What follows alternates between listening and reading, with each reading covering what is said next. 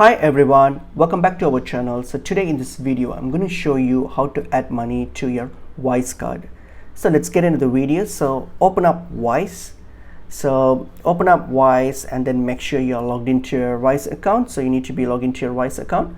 So once you've logged into your Wise account here, so what are you going to do? You're going to open up the account that's linked to your Wise card. So whatever currency account that your Wise card is associated with. So for example here, just open that up, click on it, and then all you're going to do, hit on add, so that we can start the adding money steps here, the process. So simply add the amount or the value that you wish to add to your Wise card. So add that and then hit on continue, and then this will get you to the next page here where you're going to choose your payment method. So you can choose, there are a couple of payment methods here which you can choose from. So based on your preference, you can just choose any of this method.